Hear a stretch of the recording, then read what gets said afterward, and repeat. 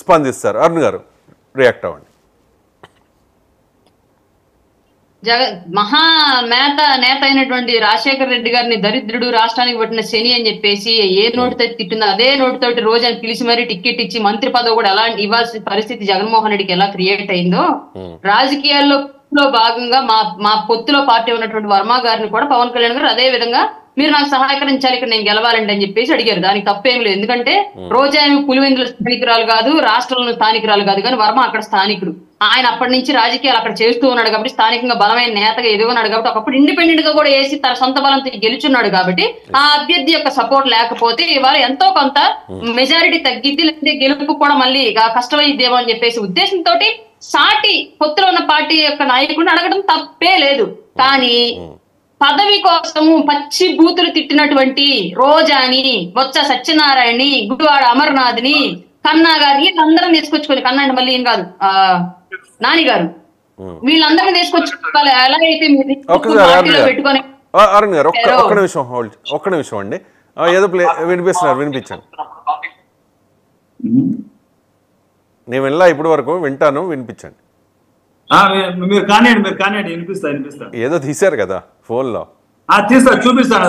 మీ social media అంతా ఇదే పనిలో ఉంది, మీ సోషల్ మీడియా వింగ్. ఖచ్చితంగా మాట్లాడతారు సార్, మనం మాట్లాడేది తప్పలేదండి. గతం కూడా గుర్తు చేయడం అవసరమే, తప్పేం లేదు. అరుణ్ గారు కంటిన్యూ లేదండి. ఒకటే రాజధాని ఉంటది అని 3 రాజధానులు చేసింది కూడా తప్పలేదు, అది కూడా ఉంది రికార్డెడ్, ఆన్ రికార్డెడ్. సో అంటే ఇప్పుడు మన బ్రాండ్లు అమ్మడం కూడా పెద్ద తప్పేం కాదు. ఇలాంటివి చాలా ఉన్నాయి. దట్స్ గుడ్ అండి. గతాన్ని ఆల్వేస్ నెమరు వేసుకోవాలి. అవునండి అరుణ్ గారు. అలాగే నాణ్యమైన మద్యం అందిస్తామని చెప్పేసి చంద్రబాబు నాయుడు గారు, పవన్ కళ్యాణ్ గారు చెప్తున్నారు. మేము నాణ్యమైన విద్య వైద్యం అందిస్తామని చెప్తా ఉన్నారు.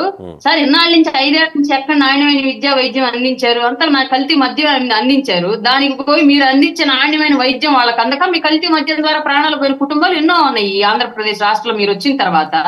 ఎందుకని మీరు కల్తీ జనాల ప్రాణాలు తీసి మళ్ళీ నాణ్యమైన వైద్యం అందిస్తా ఉంటారు? ఎక్కడ ఏ ప్రభుత్వ హాస్పిటల్లో నాణ్యమైన వైద్యం అంది వాళ్ళ ప్రాణాలు నిలబడ్డాయి? మీ మద్యం ద్వారా పోయిన ప్రాణాలన్నీ కూడా మాటలకి పనులకి సంబంధం లేదు. వైసీపీ చేస్తున్న వాటిలో రాష్ట్రంలో ఇప్పటి వరకు జరిగిన దాష్టికాలన్నింటికి ఇంకా అడ్డుకట్ట వేయాల్సిన అవసరం వచ్చింది కాబట్టి వాళ్ళ రాష్ట్ర వ్యాప్తంగా మేము ఎవరైనా సరే గతంలో మేము తిట్టి ఉన్నా, గతంలో విభేదించి ఉన్నా, తిట్టడం అనే కాన్సెప్ట్ ఎప్పుడు ఉండదు పవన్ కళ్యాణ్ గారి దగ్గర. కేవలం విమర్శ మాత్రమే ఉంటది, లేదంటే వాళ్ళు చేసిన తప్పులు ఎత్తి చూపడం మాత్రమే ఉంటుంది. కాబట్టి అట్లాంటివి ఏమైనా జరిగినా సరే డెఫినెట్ గా ఇవాళ రాష్ట్ర ప్రయోజనాల కోసం మాత్రం ఆయన పొత్తులోకి వెళ్ళడం జరిగింది.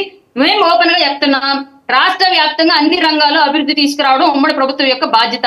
అందులో భాగంగానే కల్తీ మద్యాన్ని పూర్తిగా నిషేధించి, ఈ రాష్ట్రం నుంచి గంజాయిని, డ్రగ్స్ ను కూడా పూర్తిగా నిషేధించి, మీరు చేసిన దౌర్భాగ్యం వల్ల ఇంకొక 25 ఏళ్ల పాటు మద్యాన్ని నిషేధించడం కుదరదు. కాబట్టి ఈ 25 ఏళ్ల పాటు కూడా నాణ్యమైన మద్యాన్ని అందించి ప్రజల ప్రాణాలు కాపాడే బాధ్యత కూడా మా ఉమ్మడి ప్రభుత్వం తీసుకుంటది. ఇందులో మేమేమి మీలాగా కళ్ళబుల్లి కబుర్లు చెప్పట్లేదు.